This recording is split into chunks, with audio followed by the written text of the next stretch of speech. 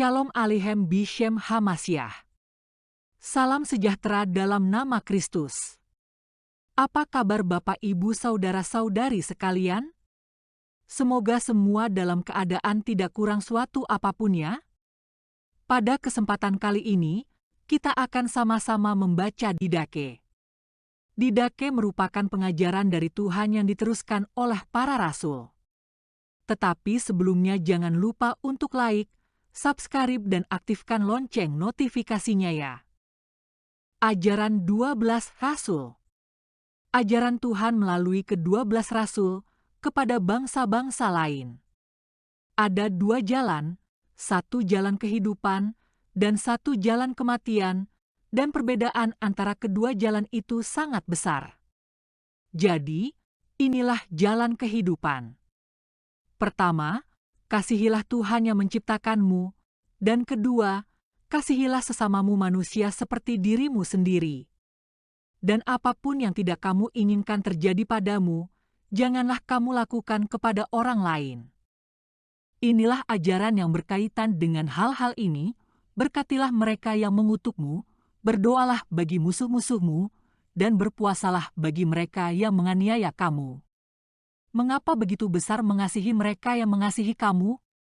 Bukankah orang-orang kafir juga melakukan hal ini? Tetapi kamu harus mengasihi mereka yang membencimu, maka kamu tidak akan mempunyai musuh. Jauhilah hawa nafsu duniawi. Jikalau ada orang menampar pipi kananmu, berikanlah juga kepadanya pipi kirimu, maka engkau akan menjadi sempurna. Jikalau ada orang memaksa engkau berjalan sejauh 1 mil, berjalanlah bersamanya sejauh 2 mil.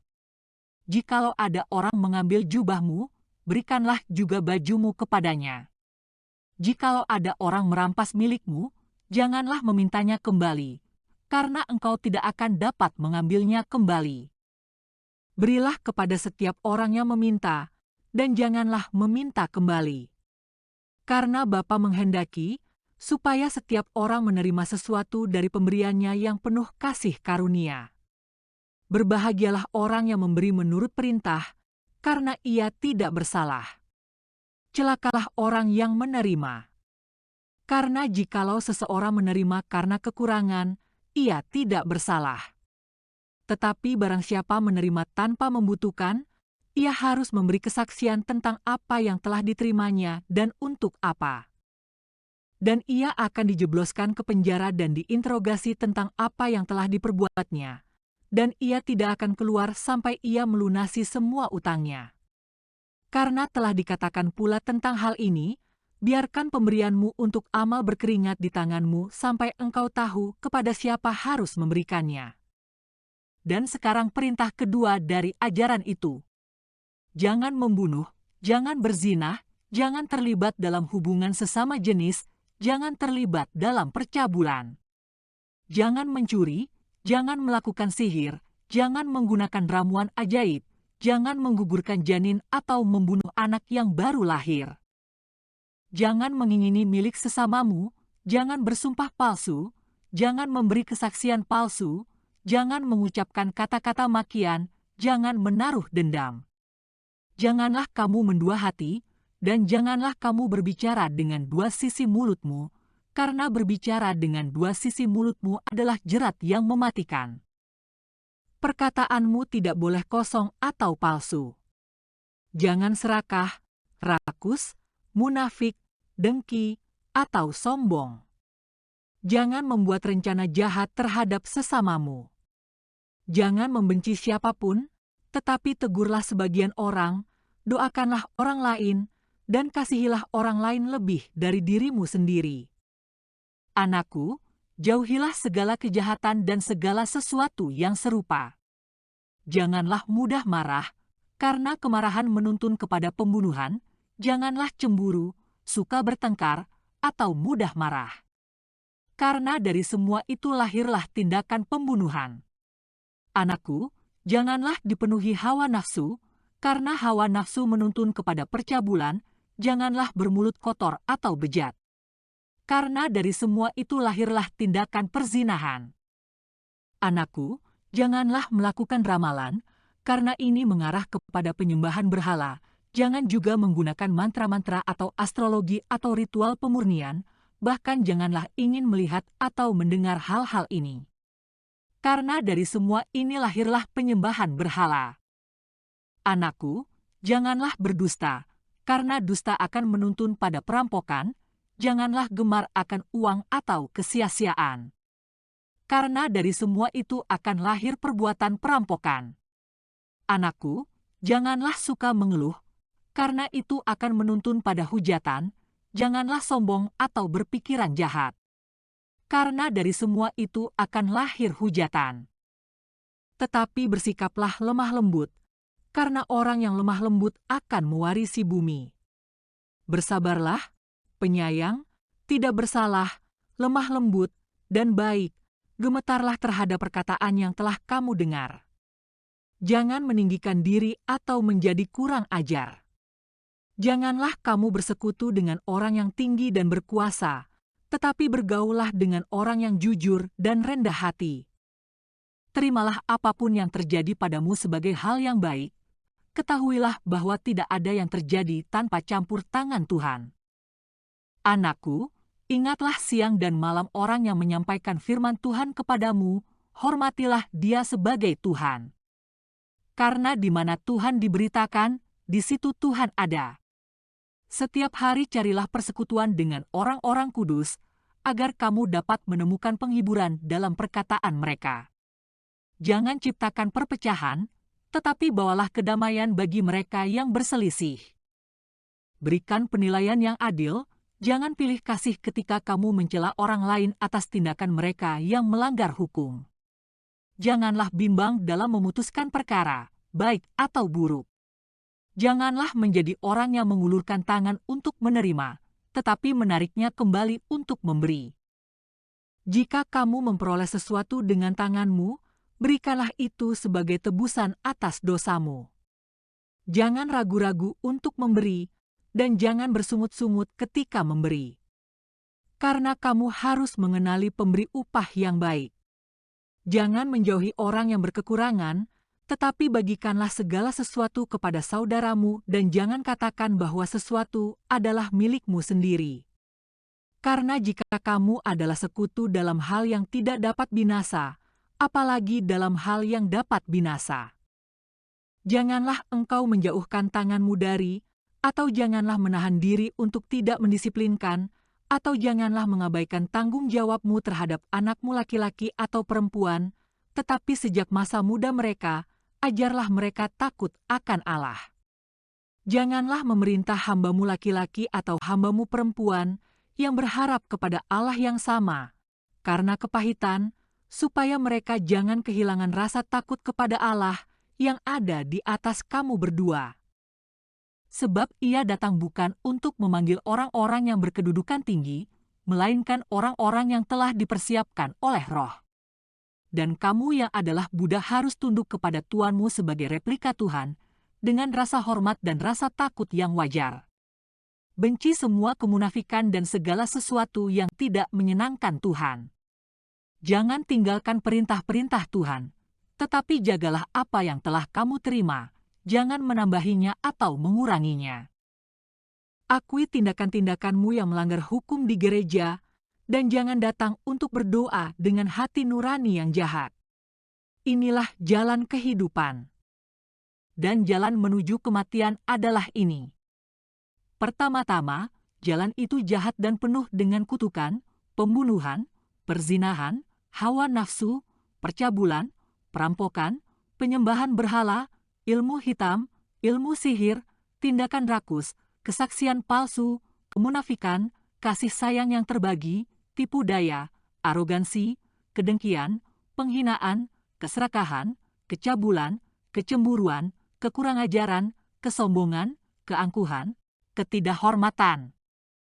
Dunia ini dipenuhi dengan para penganiaya kebaikan, para pembenci kebenaran, para pencinta dusta, yang tidak mengetahui pahala kebenaran, atau berpegang teguh pada kebaikan maupun pada penghakiman yang adil, yang waspada bukan untuk berbuat baik tetapi untuk melakukan kejahatan, yang darinya kelembutan dan kesabaran jauh dari kenyataan.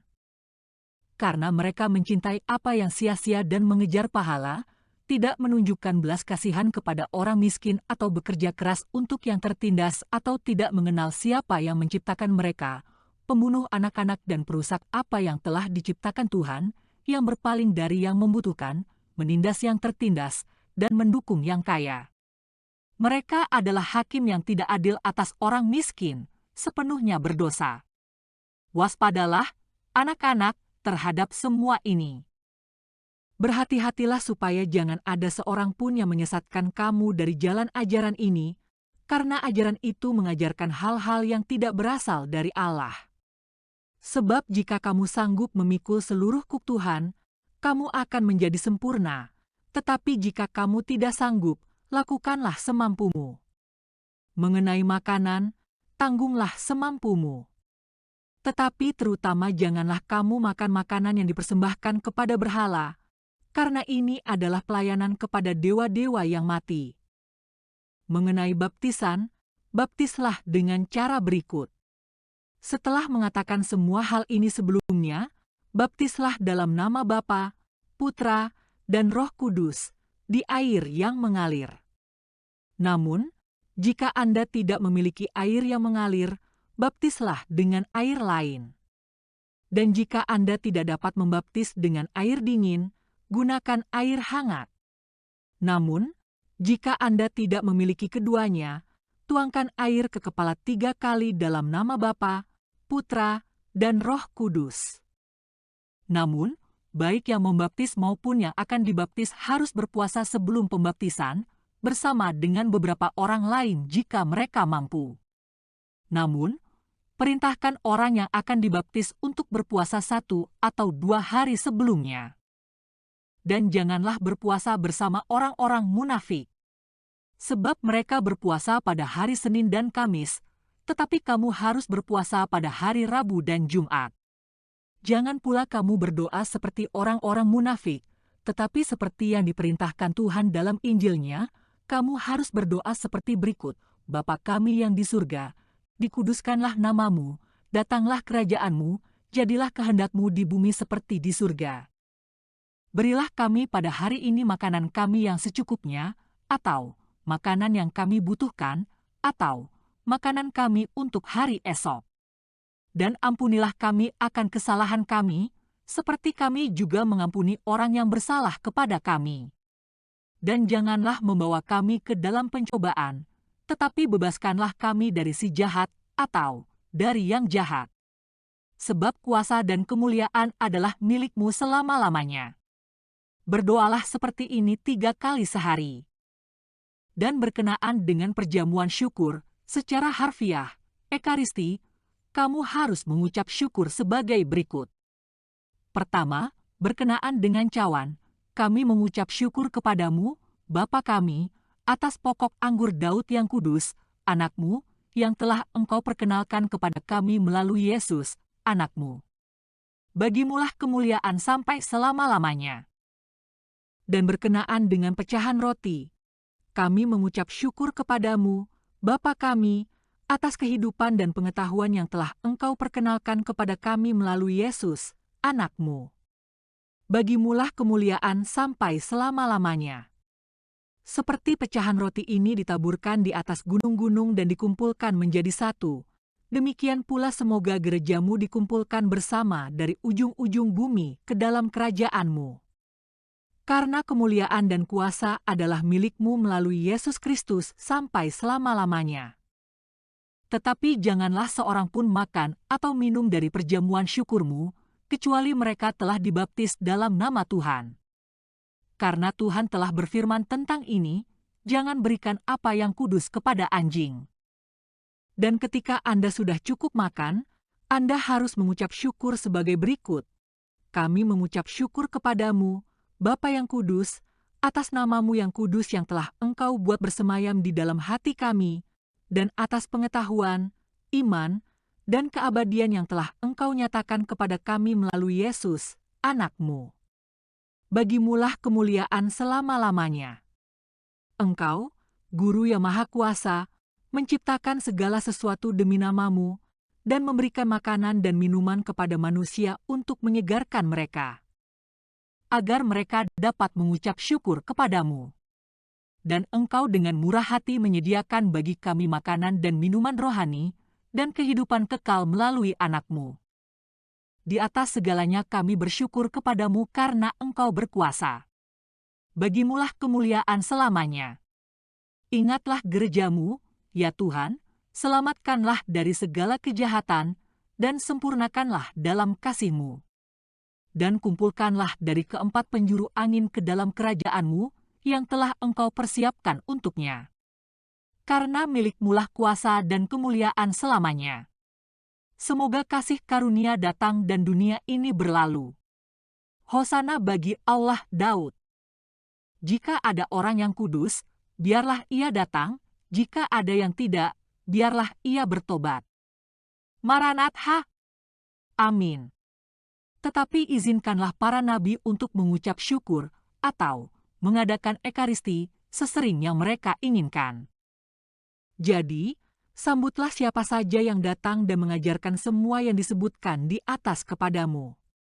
Tetapi jika guru itu sendiri berpaling dan mengajarkan sesuatu yang lain, dengan mengabaikan hal-hal ini, janganlah mendengarkannya. Tetapi jika pengajarannya mendatangkan kebenaran dan pengenalan akan Tuhan, maka terimalah dia sebagai Tuhan. Tetapi perlakukanlah para rasul dan nabi seperti yang diperintahkan Injil. Hendaklah setiap rasul yang datang kepadamu diterima sebagai Tuhan. Tetapi ia tidak boleh tinggal lebih dari sehari. Jika harus, ia boleh tinggal 1 hari lagi. Tetapi jika ia tinggal 3 hari, ia adalah seorang nabi palsu.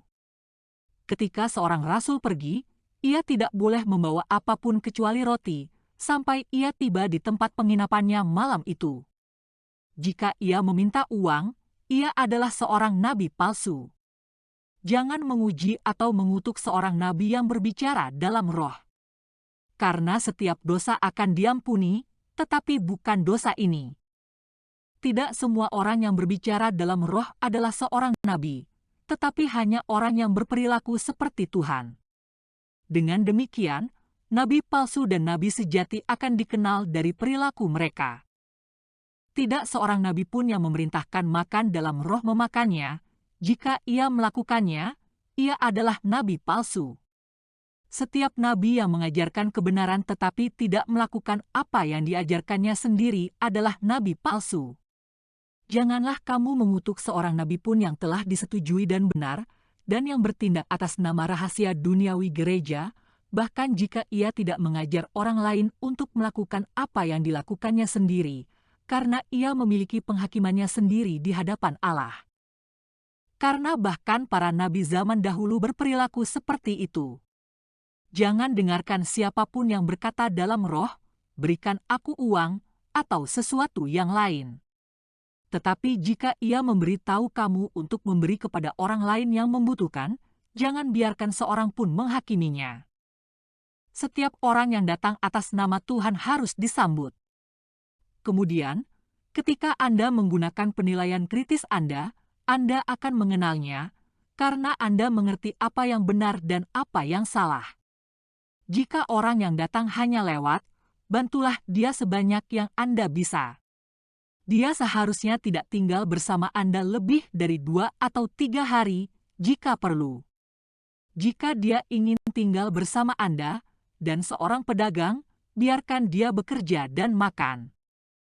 Jika dia tidak memiliki pekerjaan, gunakan pandangan ke depan Anda untuk menentukan bagaimana dia sebagai orang Kristen dapat hidup di antara Anda tanpa bermalas-malasan, atau, melalui pemahaman Anda harus tahu sebelumnya bahwa tidak ada orang Kristen yang bermalas-malasan yang boleh tinggal di antara Anda.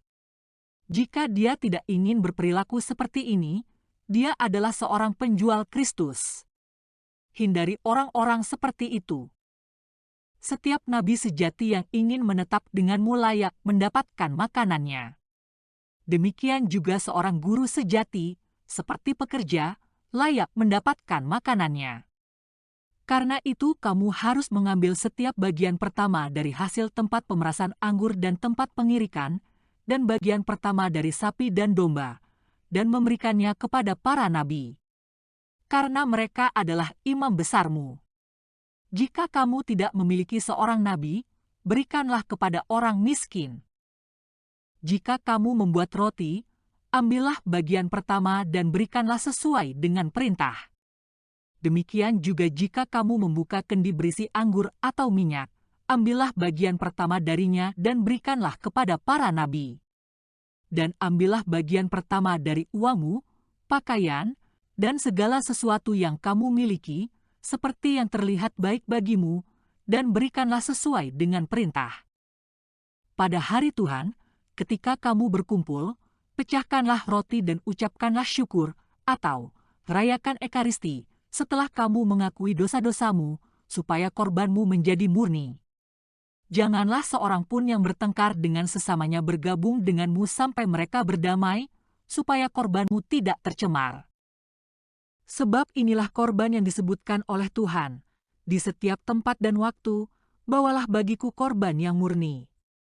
Sebab aku adalah Raja yang besar, demikianlah firman Tuhan, dan namaku diagungkan di antara bangsa-bangsa. Karena itu, pilihlah bagi dirimu penilik jemaat dan diaken yang layak bagi Tuhan, orang-orang yang baik hati, yang tidak suka uang, yang benar dan yang telah disetujui. Karena mereka juga yang melaksanakan pelayanan para nabi dan guru di antara kamu. Karena itu, janganlah kamu meremehkan mereka. Karena merekalah yang telah mendapat penghormatan di antara kamu, bersama-sama dengan para nabi dan guru. Janganlah kamu saling menegur dalam kemarahan, tetapi dalam damai, seperti yang telah kamu pelajari dari Injil. Janganlah seorang pun berbicara dengan orang yang telah berbuat dosa terhadap sesamanya, dan janganlah dia mendengar sesuatu darimu, sampai dia bertobat. Tetapi sampaikanlah doa-doamu, berikanlah sedekah, dan terlibatlah dalam semua kegiatanmu seperti yang telah kamu pelajari dari Injil Tuhan kita. Berhati-hatilah dengan hidupmu. Jangan biarkan pelitamu padam atau jubahmu terbuka, tetapi bersiaplah. Karena kamu tidak tahu saatnya Tuhan kita akan datang. Berkumpullah bersama-sama sesering mungkin, carilah apa yang tepat bagi jiwamu. Karena seluruh waktu imanmu tidak akan berguna bagimu jika kamu tidak ditemukan sempurna pada saat terakhir. Karena pada hari-hari terakhir nabi-nabi palsu dan perusak iman akan berlipat ganda. Domba-domba akan berubah menjadi serigala dan kasih menjadi benci. Sebab ketika kejahatan meningkat, mereka akan membenci, menganiaya, dan mengkhianati satu sama lain. Kemudian penipu dunia akan nyata sebagai anak Allah. Ia akan melakukan tanda-tanda dan keajaiban, dan bumi akan diserahkan ke dalam tangannya. Ia akan melakukan perbuatan-perbuatan yang jahat, tidak seperti apapun yang dilakukan sejak kekekalan. Kemudian semua ciptaan manusia akan datang ke api ujian, dan banyak yang akan jatuh dan binasa. Tetapi mereka yang bertahan dalam iman mereka akan diselamatkan oleh kutukan itu sendiri. Kemudian tanda-tanda kebenaran akan nyata. Pertama tanda robekan atau peregangan di langit, kemudian tanda bunyi terompet, dan ketiga kebangkitan orang mati. Tetapi tidak semua orang mati. Karena seperti yang telah dikatakan, Tuhan akan datang dan semua orang kudusnya bersama-sama dengan Dia. Kemudian dunia akan melihat Tuhan datang di atas awan-awan di langit. Sebenarnya Didache merupakan landasan hidup gereja dan umat Kristen yang tidak pernah dihapuskan. Namun faktanya hanya sedikit umat Kristen yang masih menjadikan Didache sebagai landasan hidup, contohnya adalah umat Ortodoks. Sisanya sudah tidak menjadikan Didache sebagai landasan hidup karena gereja-gereja dan mayoritas Kristen yang ada sekarang mengembangkan ajaran yang berasal dari otak masing-masing yang hanya sebesar biji sesawi. Sekian pertemuan kita kali ini. Shalom Aleichem Bishem HaMashiach.